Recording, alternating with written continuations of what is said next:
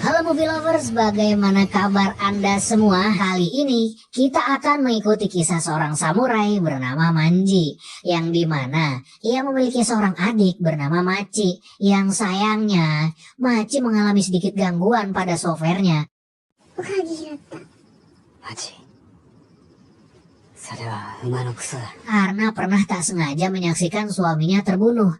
Yang mirisnya lagi, suaminya tak sengaja terbunuh oleh Manji, yang notabene kakaknya sendiri, yang pada saat itu Manji sedang melaksanakan misinya sebagai polisi. Saat sedang di sungai, tiba-tiba seorang nenek datang tanpa diundang membahas tentang perbuatan Manji di masa lalu yang telah membunuh banyak orang, termasuk suaminya Machi. Akan perbuatannya itu, Manji tentu saja menyesal bukan kepalang, sampai pernah ingin mengambil nyawanya sendiri dengan melakukan seppuku. Namun mengurungkan niatnya demi mendedikasikan hidupnya untuk melindungi Machi. Saat sedang mencurahkan unek-unek hatinya, tiba-tiba Machi menghilang, membuat Manji harus menghentikan sesi curhatnya dan segera mencari adiknya. Machi ternyata ditangkap oleh sekelompok anak geng yang mengincar kepala Manji. Manji memohon agar adiknya dilepaskan, namun pemimpin kelompok tersebut malah mempermainkan Manji dan adiknya tewas ditebas begitu saja di hadapannya.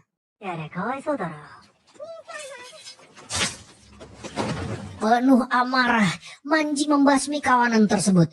Melawan musuh begitu banyak membuat Manji kehilangan satu tangannya, terluka parah dan sekarat. Manji pun siap menghadap Yang Maha Kuasa dan berharap bisa mati di dekat jasad adiknya. Machi, Namun nenek tadi kembali muncul, memperkenalkan dirinya sebagai Yaobi Kuni. Meskipun Manji meminta Yaobi Kuni untuk menyelesaikan penderitaannya dengan membunuhnya, tapi Yaobi Kuni malah memasukkan cacing darah suci ke dalam tubuh Manji yang tiba-tiba seketika dapat menyembuhkan luka Manji, menyambungkan kembali tangannya, dan membuatnya abadi dan tidak bisa mati. 50 tahun kemudian, sebuah dojo bela diri yang dimiliki oleh seorang master bernama Pak Asano didatangi oleh Itoryu, sebutan kelompok pendekar yang dipimpin oleh Asano Kagehisa yang memiliki misi untuk menaklukkan dojo-dojo di seluruh negeri. Mereka telah membantai semua murid Pak Asano dan meminta Pak Asano bergabung dengan mereka atau dibantai sekeluarga. 江戸中の道場を荒らしているというのは、我らの目的は国中の剣を滅ぼし流派を統一すること。我らの軍門に加わるか。Pak Asano yang sakit hati dan berjiwa ksatria langsung menyerang Kagehisa, namun dikonter oleh Kagehisa dan Pak Asano pun dibunuh begitu saja. Ibunya Rin disiksa dan diculik oleh para anak buah Kagehisa. Namun Kagehisa menyuruh anak buahnya untuk tidak menyentuh Rin karena Rin hanyalah seorang gadis belia. Rin yang tertarik dalam ilmu bela diri bersumpah akan membalaskan dendam orang tuanya. Saat sedang berlatih gerakan TikTok barunya, Yaobi Kuni muncul lagi entah dari mana. Yaobi Kuni berkata bahwa ada seorang samurai abadi yang dapat Rin sewa sebagai penjaganya dan juga dapat menumpas klan Itoryu. Rin pun mencari samurai tersebut. Setelah menemukannya, ternyata samurai yang dimaksud adalah Manji. Manji menolak tawaran Rin karena tak mau membunuh orang lagi dan lebih memilih menjadi seorang konten kreator. Namun akhirnya luluh juga karena kesian sama Rin yang sebatang kara dan juga karena wajah Rin yang sangat mirip dengan Machi plek ketiplek mengingatkan Manji pada adiknya. Selang waktu berlalu, Rin akhirnya bertemu dengan seorang anggota Itoryu yang bernama Kuroi Sabato yang telah membawa dan menyiksa ibunya Rin. Dia memberi Rin beberapa rambut ibunya dan bahkan menunjukkan kepala ibunya yang telah dipenggal dan dipasang di bahunya.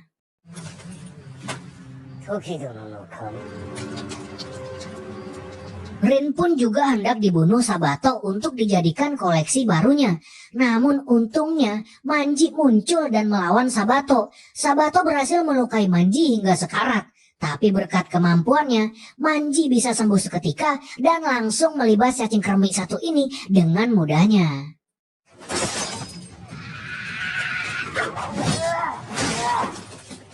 あのクソババアに仕込まれた。 Di kediamannya Kagehisa berbincang dengan Habaki, seorang perwakilan pemerintah yang berniat mengajak Itoriu untuk membangun sekolah bela diri baru dan menjadikan Kagehisa kepala sekolah bela diri tersebut karena kemampuan bela diri mereka. Tak lama kemudian, Kagehisa menerima kabar tentang kematian Sabato dan merasa bingung karena Sabato adalah salah satu pembunuh terbaiknya dan tidak mudah untuk dikalahkan. 一刀流の中でも10本の指に入る男だ。みんなに気を引き締め。 Di warung Pak Ogah, Rin sedang mengasah pisau dan belati milik Manji. Di sana terlihat seorang pria menggunakan pedang yang dulu milik ayahnya. Pria itu ternyata adalah Taito Magatsu yang dikirim oleh Kagehisa untuk menangani pembunuh Sabato. Manji yang mengetahui hal itu pun langsung bergegas mencari Magatsu untuk segera membantainya. お前ここで待ってろ。 あんたかい。サバトをやったのは。 Dalam pertarungan yang cukup sengit, tusuk sana, tusuk sini, tebas sana, tebas sini, walaupun kesulitan, Manji berhasil memenangkan pertarungan dan membuat Magatsu terluka parah. もう箸。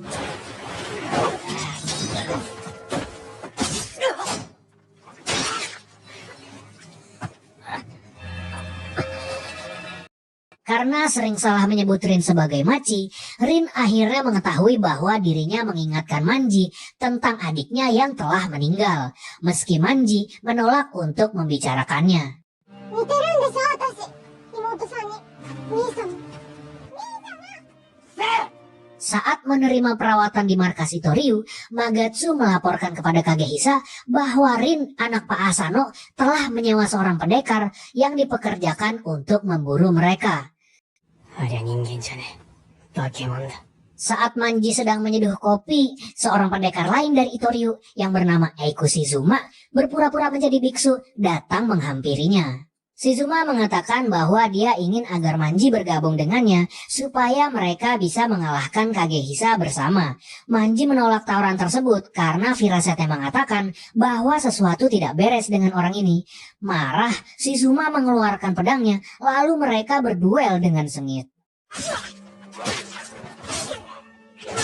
Ternyata Shizuma juga abadi, bahkan lebih lama daripada Manji. Saat bertarung, Shizuma melumuri pedangnya dengan air menyan untuk melemahkan cacing pada darah Manji demi memperlambat kemampuan penyembuhan dirinya. 大量に食らえば我々とて生きてはいられまい。 Mengetahui kemungkinan akan kematian, Manji sebenarnya tergiur kenyataan di mana akhirnya dia bisa mengakhiri keabadiannya. 死ねるのか。 Namun demi tekadnya melindungi Rin, Manji pun membulatkan niatnya untuk mengalahkan Shizuma. 死ねねえか。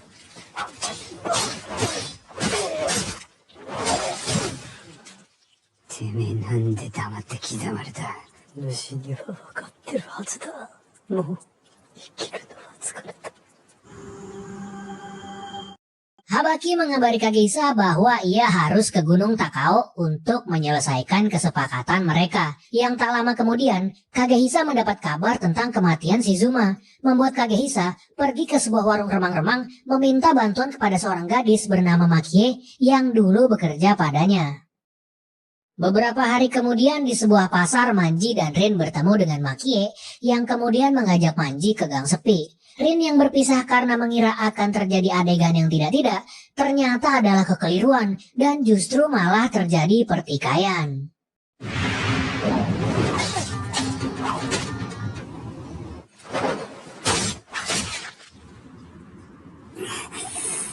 Meskipun berhasil menguasai situasi, Makie berpikir dua kali sebelum membunuh Manji, walau telah memotong salah satu tangan Manji.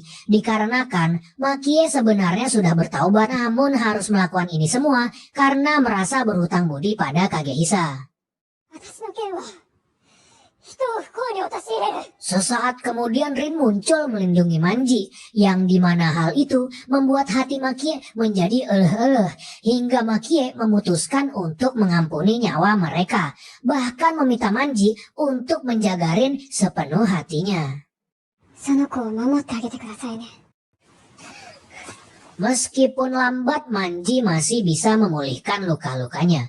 Manji memarahi Rin karena tadi melindunginya. Manji berkata dia seharusnya tidak melakukan itu, karena kalau Rin sampai mati, semuanya akan menjadi sia-sia. Karena tubuhnya penuh luka, hari itu Manji tidak bisa menemani Rin berlatih breakdance. Manji pun akhirnya mengunjungi kuburan Machi dan berkata di makamnya kalau dia merasa sebentar lagi akan segera menyusulnya. Saat sedang berjalan memikirkan ide video TikTok barunya, Rin bertemu dengan Kagehisa. Namun dia heran kenapa Kagehisa tidak menganggap dirinya sebagai musuh. Lalu Kagehisa pun menjelaskan kronologi mengapa dia membunuh ayah Rin. Jadi ternyata Kagehisa berkata bahwa sebenarnya dia membunuh ayah Rin untuk membalaskan dendam kakeknya, yang dimana kakek Kagehisa diusir dari dojo yang dipimpin oleh kakeknya Rin karena kakek Kagehisa menggunakan kapak yang dianggap sebagai senjata orang luar dan tidak cocok dengan gaya bertarung mereka, yang kemudian Rin pun pulang tanpa berkata apa-apa. Keesokan harinya, Rin dan Manji bertemu dengan seseorang yang sedang membantai anggota klan Itoryu lainnya. Orang tersebut bernama Shira, dari klan pendekar lain yang disebut Mugai Ryu. Shira lalu membawa mereka ke tempat persembunyian Mugai Ryu, di mana mereka bertemu dengan anggota lainnya. Yang lalu mereka sepakat bahwa mereka memiliki tujuan yang sama, yaitu memberantas Itoryu.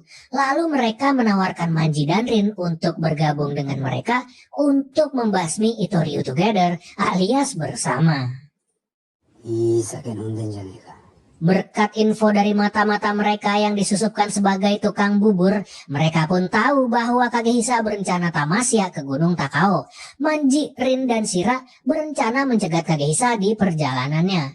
Ketika sampai di lokasi, mereka mendapatkan sesosok misterius yang mirip dengan Kagehisa. Lalu Shira pun bersiap melancarkan jurus pamungkasnya. Shira memukul sosok tersebut dan ternyata hanyalah seorang wanita yang disewa oleh Itoryu. Pada saat yang sama, anggota-anggota lain dari Itoryu muncul dari belakang pohon pisang, menandakan bahwa ini semua hanyalah jebakan musuh semata. Manji dan Shira bertarung melawan anggota Itoryu sampai mereka semua dikalahkan.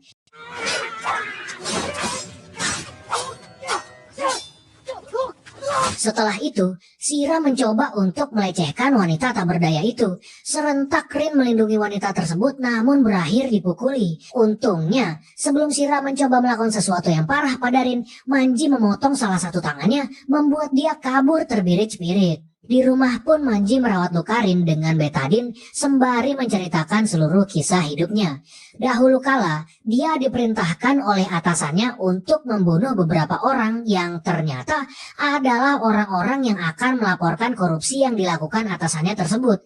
Manji naik pitam, lalu berkhianat dan membunuh atasannya sendiri beserta pengawalnya. Namun ternyata salah satu pengawalnya adalah suami Machi, yang kemudian kematiannya sangat mempengaruhi Machi hingga Machi softwarenya terganggu. Dia memperingatkan Rin bahwa jika dia berdiri untuk membela dirinya lagi sampai membahayakan nyawanya sendiri, dia akan berhenti bekerja untuknya. Merasa bahwa dia hanya menyusahkan Manji, Rin melarikan diri keesokan harinya untuk melanjutkan perjalanan balas dendamnya sendiri saat Manji sedang ke Alfamart. Manji didatangi oleh anggota lain dari Mugai Ryu yang menanyakan keberadaan Shira, namun Manji sudah tidak tertarik lagi bekerja dengan mereka. Manji yang menyadari Rin telah pergi langsung bergegas mencarinya. Sementara itu, Kagehisa tiba di Gunung Takao dan bertemu dengan Ibane Kensui untuk menyelesaikan kesepakatan pembuatan dojo baru mereka. Meskipun disambut dengan hangat, di sana dia mengetahui bahwa kesepakatan itu dibatalkan. Dia pun pulang dengan kecewa yang padahal teman-temannya di rumah sudah merayakan kesepakatan yang harusnya terjadi. Ternyata Habaki telah mengkhianati Itoryu dengan mengirim banyak pendekar pemerintah untuk menangkap Kagehisa. Seluruh klan Itoryu habis di tangan Habaki. Sementara Kagehisa yang sedang melarikan diri dari kepungan bertemu dengan Rin dan mengacuhkannya karena dia sedang sibuk bertarung melawan pendekar satu kompi.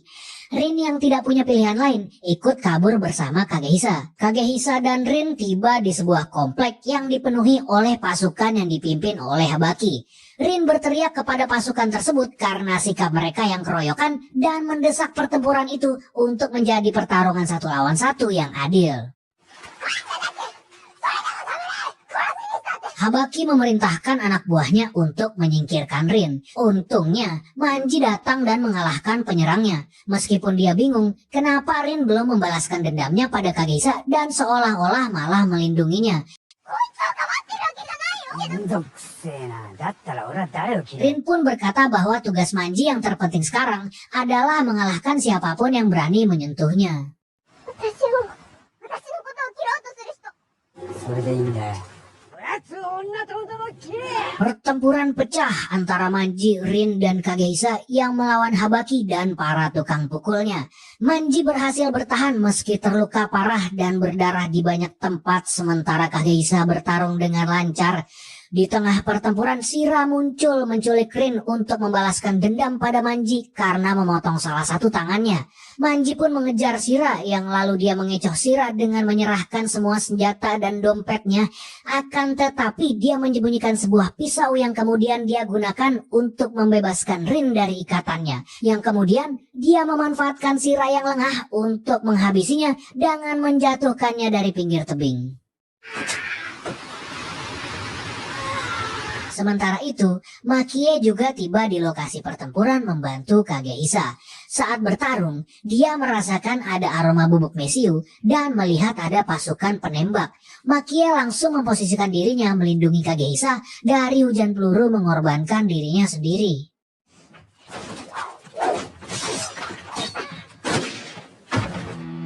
Kagehisa melanjutkan pertarungan hingga tersisa Habaki. Meskipun lemah dan berdarah banyak, dengan jurusnya Kagehisa berhasil memotong setengah tubuh Habaki dan mengirimnya kembali ke Sang Pencipta. Kagehisa berterima kasih kepada Manji dan Rin karena telah turut melawan anak buah Habaki. Yang sekarang adalah waktunya Manji melanjutkan pertarungannya dengan Kagehisa one by one untuk menyelesaikan misinya membalaskan dendam orang tua Rin. 近づくんじゃねえぞリン Mereka bertarung dengan brutal.